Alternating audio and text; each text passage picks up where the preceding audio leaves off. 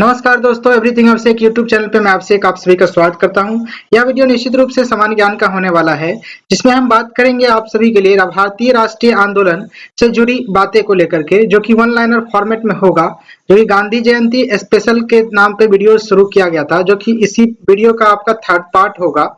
इसमें हम बात करेंगे भारत छोड़ो आंदोलन से रिलेटेड महात्मा गांधी से संबंधित क्या सब जानकारी था, उन सभी जानकारी को हम देखेंगे इस वीडियो में।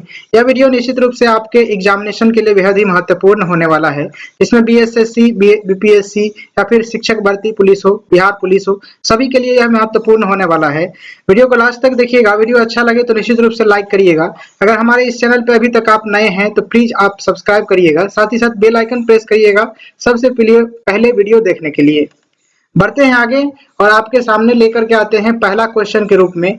8 अगस्त 1942 को भारत छोड़ो आंदोलन का प्रस्ताव मुंबई में पारित किया गया था। ध्यान रखेंगे, 8 अगस्त 1942 ईस्वी को भारत छोड़ो आंदोलन का प्रस्ताव मुंबई में पारित किया गया था। उसी से जुड़ी जानकारी है आगे। भारत छोड़ो आंदोलन में जयप्रकाश नारायण की प्रमुख भूमिका रही थी, जो बाद में सर्वोदयवादी बन गए थे। ध्यान रखेंगे इस बात को, सर्वोदयवादी के रूप में जयप्रकाश नारायण को जाना जाता है, जिसकी अहम भूमिका भारत छोड़ो आंदोलन में रहा था। उसके बाद जुड़ी जानकारी है आपके पास कि भारत छोड़ो आंदोलन में क्रांतिकारी महिला अरुणा आसिफ अली की प्रमुख भूमिका रही थी। यह पूछा गया भी क्वेश्चन है बीपीएससी के द्वारा, जो फिलहाल में शिक्षक भर्ती हुआ है उसमें। अरुणा आसिफ अली जो थी वह पहली महिला थी जो कि क्रांतिकारी के रूप में भारत छोड़ो आंदोलन में शामिल थी। ध्यान रखेंगे इस बात को। आगे बढ़ेंगे। 21 अक्टूबर 1943 को 21 अक्टूबर 1943 को सिंगापुर में आजाद हिंद सरकार की स्थापना सुभाष चंद्र बोस के द्वारा की जाती है। देखेंगे आगे। जापान में आजाद हिंद फौज की स्थापना रास बिहारी बोस ने 1 सितंबर 1942 को किए थे। 1 सितंबर 1942 को रास बिहारी बोस ने आजाद हिंद फौज की स्थापना जापान में किए थे। ध्यान रखेंगे। नेक्स्ट है आपके सामने आजाद हिंद फौज के अफसरों में से उनके नाम है पीके सहगल, कर्नल गुरुदयाल ढिल्लन, उसके बाद मेजर शाहनवाज हुसैन पर राजद्रोह के आरोप में दिल्ली के लाल किले में मुकदमे की सुनवाई 1945 ईस्वी में की गई थी। उसके बाद जन विरोध के कारण वायसराय ने इनकी सजा को माफ कर दिया था। ध्यान रखेंगे। आजाद हिंद फौज के जो ऑफिसर्स थे वह थे पीके सहगल, कर्नल गुरुदयाल ढिल्लन तथा मेजर शाहनवाज हुसैन। इन सभी पर राजद्रोह का केस किया गया था, जिसकी सुनवाई किया गया था लाल किले में किया गया था। और इसी मुकदमे के सुनवाई के चलते यहाँ पर जन विरोध किया गया, बहुत सारे लोग ने जन विरोध किया। उसके बाद इन यहाँ के जो वायसराय थे, वायसराय इनकी सजा को माफ कर दिए थे। ध्यान रखेंगे।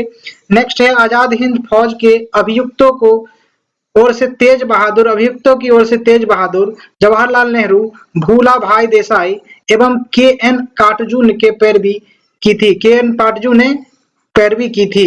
ध्यान रखेंगे इस बात को। इनमें भूला भाई देसाई ने वकील की समूह की अध्यक्षता की थी। ध्यान रखेंगे, वकील की समूह से अध्यक्षता करने वाले भूला भाई देसाई थे। और इन सभी का जो पैरवी किए थे के.एन. काटजू ने इसकी सभी की पैरवी की थी। ध्यान रखेंगे अभियुक्त को छुड़ाने के लिए। आगे बढ़ेंगे। आपके स्क्रीन पे है भारत छोड़ो आंदोलन के समय भारत के वायसराय लिनलिथगो था। लॉर्ड लिनलिथगो था, यह भारत का वायसराय था। इसी से जुड़ी जानकारी है। सर्वप्रथम पाकिस्तान के निर्माण की मांग मोहम्मद इकबाल ने किया था। मोहम्मद इकबाल के द्वारा सर्वप्रथम पाकिस्तान की निर्माण की मांग किया गया था। करो या मरो का नारा महात्मा गांधी द्वारा दिया गया था। दिल्ली चलो की नारा सुभाष चंद्र बोस द्वारा दिया गया था। और जय हिंद का नारा भी सुभाष चंद्र बोस ने ही दिए थे। उसी के बाद जुड़ी जानकारी है आपके सामने। 1939 ईस्वी में कांग्रेस मंत्रिमंडल द्वारा त्यागपत्र देने के बाद मुस्लिम लीग ने मुक्ति दिवस मनाया था।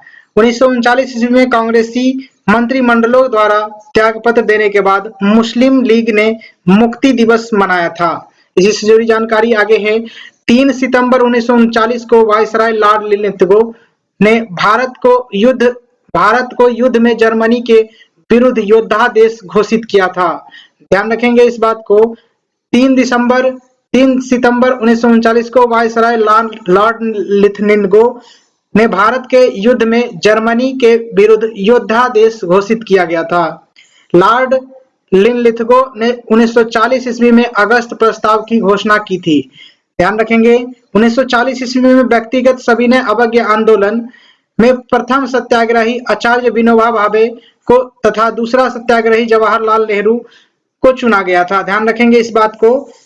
व्यक्तिगत सविनय अवज्ञा आंदोलन के दौरान प्रथम सत्याग्रही के रूप में आचार्य विनोबा भावे थे और दूसरा सत्याग्रही के रूप में जवाहरलाल नेहरू जी थे। ध्यान रखेंगे।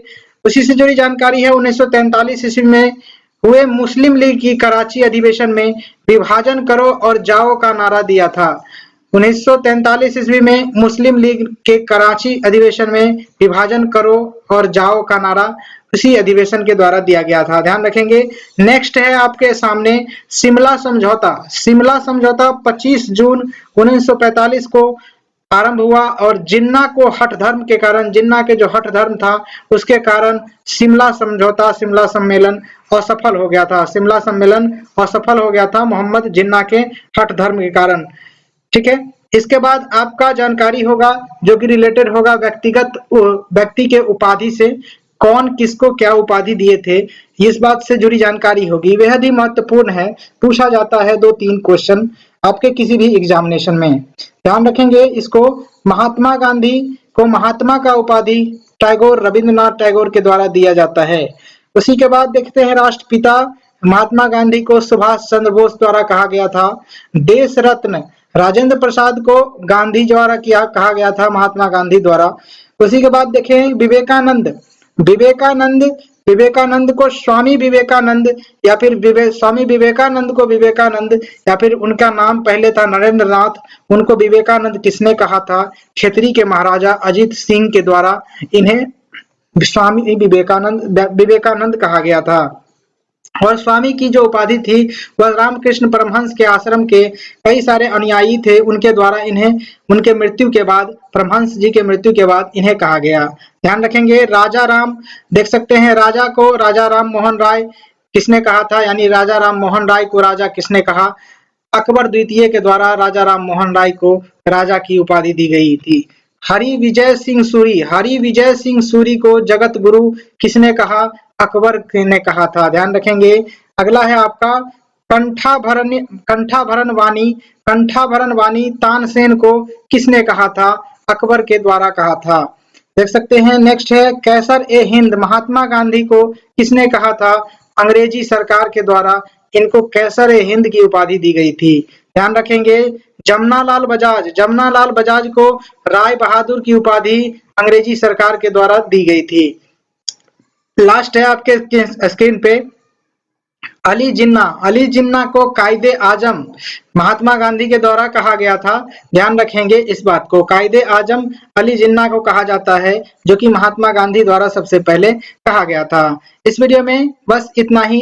नेक्स्ट वीडियो आप सभी के लिए जल्द लेकर के आऊंगा, जो कि बेहद ही महत्वपूर्ण होने वाला है। उसमें कई सारे ऐसे फैक्ट जानेंगे जो कि बेहद ही एग्जामिनेशन में महत्वपूर्ण होता है। फिलहाल इस वीडियो में इतना ही। Thank you for watching this video. जय हिंद, वंदे मातरम। लाइक शेयर सब्सक्राइब करना मत भूलिएगा।